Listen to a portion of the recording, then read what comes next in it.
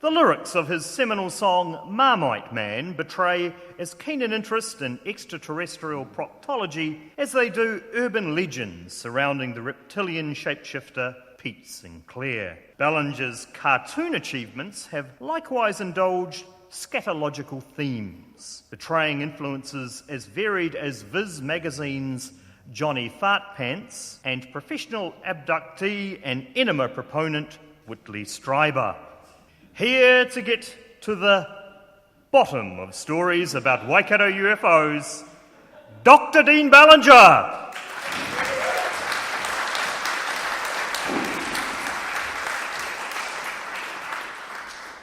Tēnā koutou, paranormal experiences, such as ghost sightings, are a key part of the cultural mythology of a particular place or region.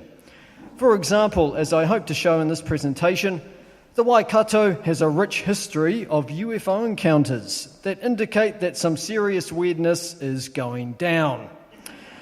I'm going to talk about some Waikato cases in relation to these main categories used to discuss UFO encounters. You've probably heard of the last one, courtesy of the Steven Spielberg film. That is the backdrop. Who's seen that? Close Encounters of the Third Kind?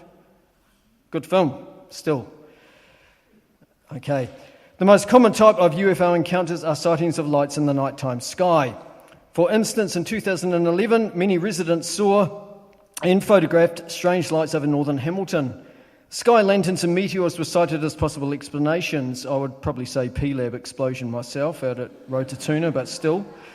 Another representative example, a 1980 sighting by a group of eel fishermen in Raglan, was deemed dramatic enough to make the front page of the Waikato Times. I was actually told about this by a student whose husband was one of the fishermen. She was pretty convinced that it was a genuine incident. Close Encounters of the First Kind. In 1961, a disc-shaped craft was photographed above Hamilton East by a teenage boy on holiday at a city motor camp. Now, these are pretty cool photos. There's two of them, but they're now treated with suspicion because many UFO photographs of this type have been revealed to be hoaxes, like the old camera with a button on a bit of very thin sort of string or wire, and you sort of dangle it at a certain distance with a telephoto lens or something. So they're now thought to be sort of a bit dodgy. I think the main mystery is why these people were on holiday in Hamilton East. I mean, I lived there, and this was 1961. What were you doing? A good recent case of a close encounter of the first kind was in 2007.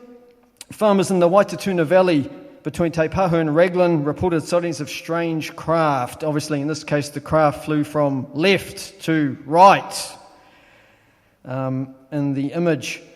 Now, because these craft were seen in daylight, the farmers were able to note features such as these, appendages and windows. This is the actual sketch. Now, this looks like a rocket design to me, so it looks a bit earthly. So I'm kind of reckoning American spy plane myself, or these days possibly Chinese spy plane, but as the Cold War redux heats up. Okay, moving on to Close Encounters of the Second Kind.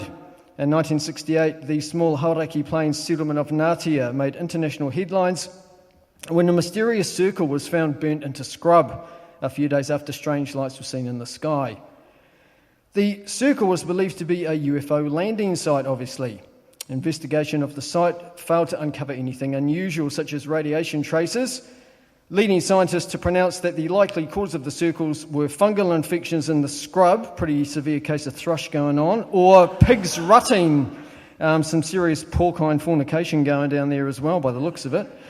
In 1969, a farmer at Puketutu near Te Kuiti found weird circles at his duck pond following UFO sightings again, which had freaked out the farm animals. Now, his ducks disappeared, so I am wondering if the aliens heard there was duck shooting season was on and sort of popped over for a bag a few grouse or whatever. And further evidence that UFOs enjoy landing in the rich Waikato pastures comes in this recently publicised photograph of a burnt circle discovered on a farm at Waiotu, Putaruru in 1965. Look, aliens could be landing all the time, and if it looks like this, people will just go, it's some munters doing burnouts, and probably just ignore it. So there may well be a lot of them. On to the hard stuff, Close Encounters of the Third Kind. In 2004, a Hamilton youth posted a lurid online report, snippets of which are on these slides, that he and some friends had encountered aliens at a house on the northern outskirts of Hamilton. Interactions with the aliens appeared to consist of waving and looking, so no anal probing was involved on this occasion, fortunately for them. For a lark, I emailed the witness, because they had contact details, asking for an interview, but received no reply. I wasn't surprised by this, as the account comes across as rambling stoner bollocks, to be honest. A more low-key and creepy tale appeared online in 2008.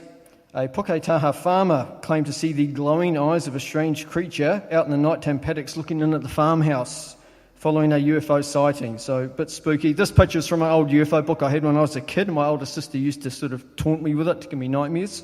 She was a real bitch. However, the ultimate Waikato UFO story has to be the events related in this obscure 1960 book. Hamilton East UFO investigator John Stewart tells the story of how, in marathon late-night sessions when his wife wasn't around, he and his young and attractive female colleague Doreen develop a theory that the UFOs have come to Earth to harvest natural resources and have established bases at the South Pole for this purpose. That is Antarctica, in case you're wondering, grabbed off Google, so God knows what the red dot is, but you can pretend it's an alien base. Now, the aliens, realising they have been busted, decide to terrorise John and Doreen into silence. Thus ensues dramatic scenes such as this: UFOs hovering menacingly over John's suburban Peach Grove home. These are illustrations from the actual book, which was published in America, because obviously this doesn't look like your typical sort of Hamilton East house, or any house for that matter. He receives threatening phone calls and visits from men in black. The aliens dressed up in human form. They say things like, "You have been warned, Earthman," and then hang up on him. And then finally, to top it all off, we have, obviously I was trying to rehearse this and here we go. This monster which appears on the back lawn and tries to molest his girlfriend, or mistress I should say, because there's rather dodgy things going on in the background, as I implied earlier, between the two of them. And that is pretty much what the description in the book says. So how terrifying you find that, I'm not quite sure, but there's a lot more to the story that I don't have space to get into. Suffice to say that it would make a great movie if directed by the likes of David Lynch. So that's the end. If any of you have any UFO stories, I'd be keen to hear them at the break. Thank you.